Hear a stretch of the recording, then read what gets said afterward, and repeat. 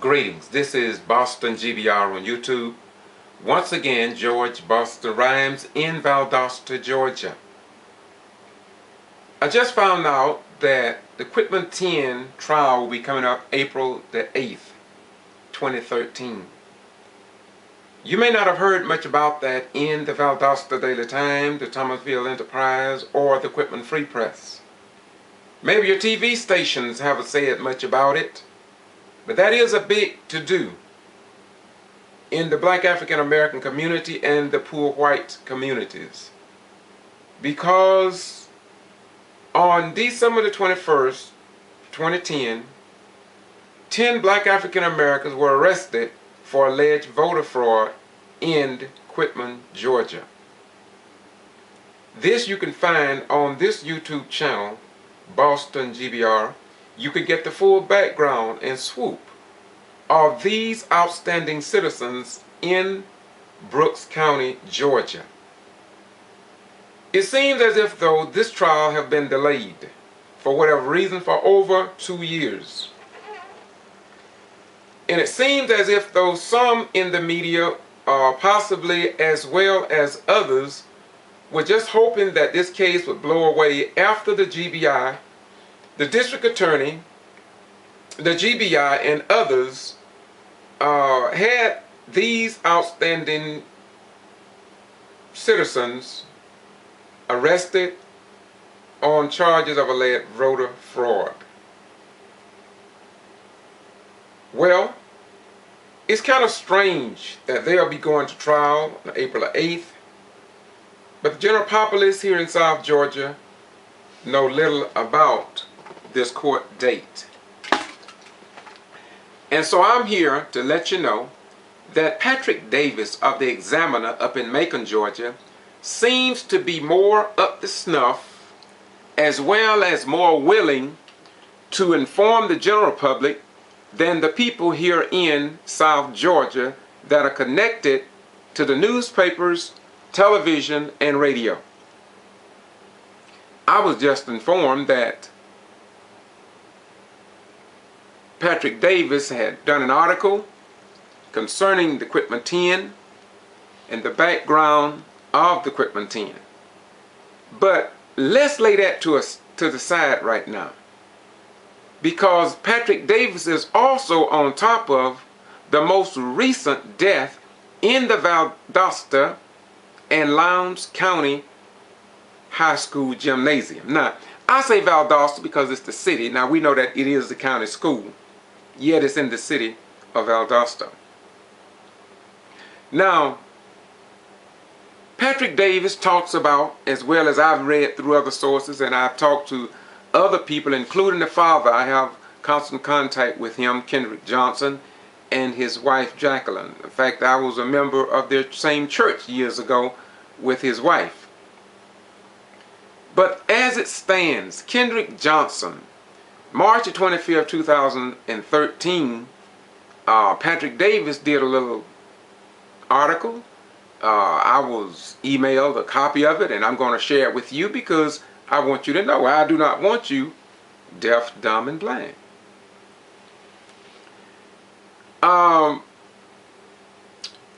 March 25th, 2013 marks the 11th week.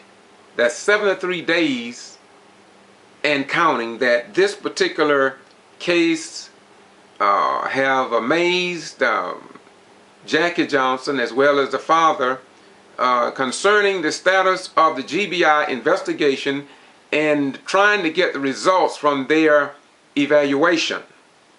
In fact, they were seeking an independent evaluation. That's what we're all expecting from the GBI, but after 73 days, we're still waiting. Mr. Kendrick Johnson was a 17-year-old young black man who they say fell into some mats in the gym, the old gym. And the question remains, how did he get in there? Who unlocked the doors? Why was the gymnasium without supervision of the students?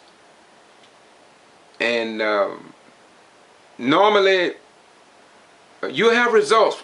And normally the coroner would be the first one to give his report, then followed up by a sheriff, or he would say that some type of investigation is underway.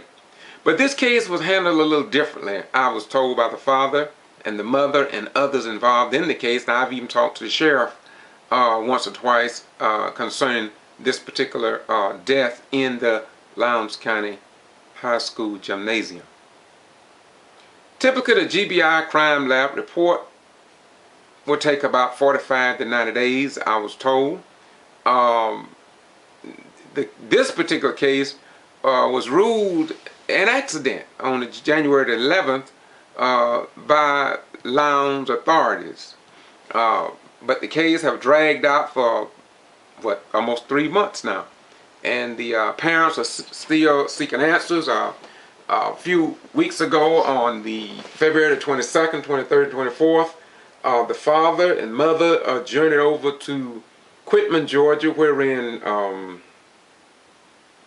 people gathered in support of the Quitman 10, along with Representative Tyrone Brooks and other leaders here in South Georgia towns. But you don't know nothing about that, even that particular meeting, because of the fact that our news media don't focus on black news or the news that's in the black African American community, and you all know that. All you have to do is check my blog at kvci.blogspot.com and Boston G.B.R. on YouTube, and you'll see all of this.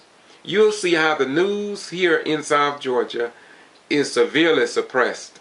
And we want to go right on. I don't want to keep repeating the same thing. But the community is kind of outraged in terms of why it's taking so long for the G.B.R. to even make a termination in this particular death here in Lowndes County. At the same time, when we think about this death, we can't forget Warren Gotti, who was murdered at G95 radio station when he got off, while he was working Highway 84 West here in Valdosta, Georgia. And it's kind of strange because we're still looking for some type of update from law enforcement concerning that case as well. And we also got to think about the fact that Lowndes County leads the state of Georgia in jail deaths, 31 from 1994 to 2009, and from 2009 to present, we don't know how many deaths have taken place. So it could be anywhere between 30, 60, or 100. We really don't know. And nobody's talking about it. News reporters not reporting it. And so I'm concerned about human life, and I'm concerned about our young men and women at Station Moody Air Force Base who lives here in Valdosta, and they may be arrested. The people that visit here through Wild Adventure, the students who go to Valdosta State University, Wiregrass Technical College, Georgia Military College, and so Kenaloo Golf Course, Francis Lake. I'm concerned about people that comes here and who may be arrested on a little small traffic ticket that may go into our jail and never get out alive. And on top of that, no elected official would even say anything about it. The news media, well, they'll be quiet, because we must understand that from 1988 to 1997, we had questions about the jail. Judge Hugh Lawson ruled and gave 2 years for the Lowndes County Board of Commissioners and the Sheriff Department to make corrections. But when you ask who ever complied with that order, they don't have any answers for you. Now back to Kendrick Johnson. Kendrick Johnson, it was reported on ABC News, Channel 27, that the Macon area G.B.R. crime lab is referred to as the Central Lab and located in East Macon. And it serves Bibb County, Twiggs, County line. But look, the gist of what I want to say is that the people here in Valdosta and Lowndes County, Georgia, knows that something is wrong. And so when Mr. Kendrick Johnson was found in the mat, of course, suspicion went up. For whatever reason, the members of law enforcement, mostly, I would say, I guess the county, has less credibility than the city police, in my most humble opinion, based on the death of the late Willie James Williams, who was an inmate that died in 1998, I believe it was, from a fall.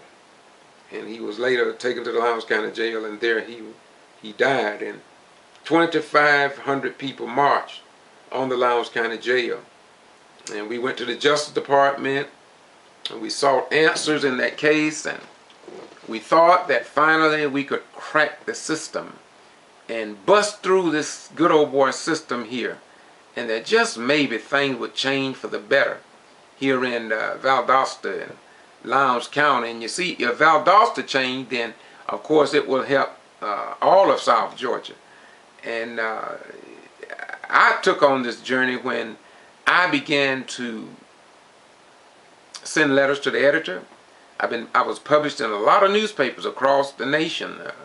Chicago Sun-Times, the thing with the Omaha Star, and St. Petersburg Courier, and Miami Herald, and Atlanta Journal. I was published in a lot of newspapers as I wrote concerning issues. And of course, many times in the Lake Park Post, a little small weekly magazine here, but they did investigative reporting. In fact, I think they were the only newspaper here that ever done any real cutting-edge investigative reporting. And when people would have problems in the jail, they could call the late Al Parson, and he would actually investigate. He would actually talk to the people. He would actually publish it and write it. And people felt very confident if they had a problem that somebody would get the word out to the general public. And when you go to public meetings, although our other news media outlets may not cover what citizens present during citizen participation at public meetings, the Lake Park Post would publish it. But the Valdosta Daily Times will cover everything but what the citizens bring up at public meetings, because I'm sure that they consider it not to be newsworthy. But thank God for the Lake Park Post, because they believe, like many of the citizens in Valdosta, that if it's brought up at a public meeting, it could very well be the problem or the issue that affect other people in the community, and they would want to know about it. Just like the hiring of a new police chief, people stood up and talked about that, both black and white, at the city council meetings, but nothing was published to the general public, and so the general public don't know what went on at that public meeting. Same way with the Valdosta City School Board of Education. Citizens came and talked about the hiring of the new superintendent. Not that I have anything personal against him, but we wanted to know the process, and we wanted to be heard. And what is brought up at a public meeting, we believe that the Georgia Attorney General, under the Open Records Act and the Sunshine Law, if they can put out that pamphlet, then surely to me they would want people to be notified. And I understand that it's not the city council and it's not the school board of education, the city or the county, to distribute what takes place at a public meeting or try to control the news media, because they can't do that. But it just seems to me that in a local metro city, home of Moody Air Force Base and a Valdosta State University and Wiregrass Technical College, where mothers and fathers send their sons and daughters here to live, that there would at least be one local paper that would tell the citizens what was going on in the community. But we all know that's not being done here in Valdosta. And so I'm going to continue to talk about it, address the issues with Kendrick Johnson. Week before last, the Justice Department was in here Sunday night. They were concerned about what's going on here in Valdosta. My friend and minister of Antioch Baptist Church rode up to the Justice Department and did a follow-up on the investigator that came down here and took information from the citizens on Gotti Egerton's death and Kenneth Johnson and other issues here in the community, and how the library seems to restrict people to a 8-foot long by 4-foot wide area for all news media in the back of the room. And the Lowndes County Board of Commissioners have a pyramid-shaped area in the corner that all the television stations and news media and radio and people with their cameras that want to report these meetings, they can't even fit in there. And so the Justice Department was here. Nothing was published in the newspapers or on TV. The last time they came in, I didn't see nothing they did. They just came here and 100 and some people came out and surrendered the church under the leadership of the president of the Southern Christian Leadership Conference. But when the Justice Department left, they left and nothing happens. It's as if though all the talk was just like a tree that fell in the forest, and then they turn around and tell us that the forest don't even exist. The Justice Department knows about the 31 jail deaths. The Justice Department knows about the school system being under a 40, 50-year court order, and that black African Americans are not equally employed in the school system that is predominantly black. In a time when people are needing jobs and our children are filling the jails and prisons for the lack of their parents having money and funds to take care of them as other parents in our communities. All you have to do here in Valdosta is go to some of the hardware stores and just look around and see who's employed, and then you can find out who is probably committing the most crimes simply by the people who are employed. Now, you know, I was talking to one of my white friends today at a certain cafe, and he was telling me about that the Supreme Court is going to be deciding pretty soon on whether to renew the affirmative action program and certain levels of that civil rights decision that were made to correct the wrongs of the past. And he said that he thinks that people now should be promoted by their merit and by the data that is presented to the people. Well, a lot of people feel that way. You got a lot of black African Americans feel the same way. But there's also a group of black African Americans who are not involved in civil, human, or women's rights. And so I don't think they are able to render a good decision or the best decision in situations such as this. For instance, I was telling this young man that 40, 50 years is not a long time to consider abolishing affirmative action when white Europeans have had affirmative action since this country was founded. People seem to forget that hundreds of years whites have had special privileges that were denied to black African Americans. For instance, whites came over to this country, they came as human beings. When blacks came, they came as 3/5 of a human being. When whites came over, there were certain things that happened to them with the land grab. There was, I'm just going to skip right along. In fact, affirmative action for whites is as American as mom's apple pie, if I may use that term. And I'll explain it to you. Check this out. Do you remember the Tall Man, the Western, Rawhide, with Billy the Kid and Pat Garrett and Bonanza and Stagecoach West, I Love Lucy, My Three Sons, 26 Men's, Batman and Robin, The Edge of Night, The Secret Storm, Days of Our Lives, Andy Griffin. All these jobs and acting roles were set aside for whites only, and blacks need not apply. But in fact, if a black person was qualified to be a police officer, he couldn't have been a police officer, state patrol.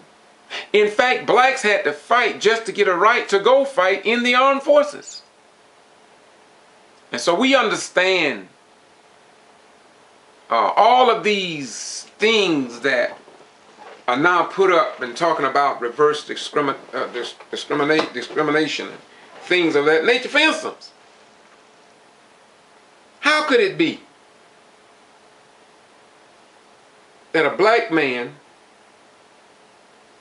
in 2013 is still lost in the cosmos of his own mind?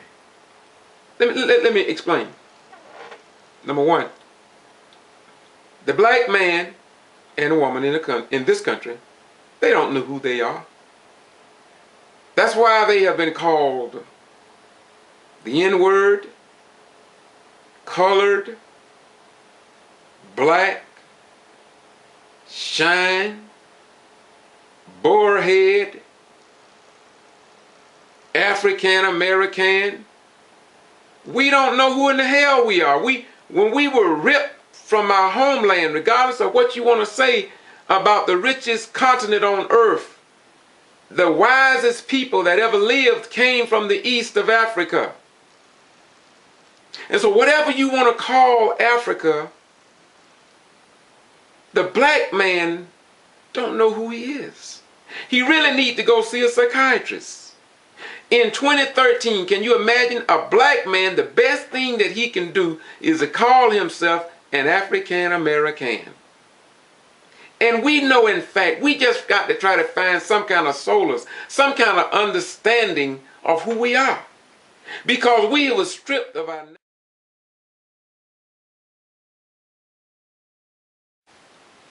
And so, yes,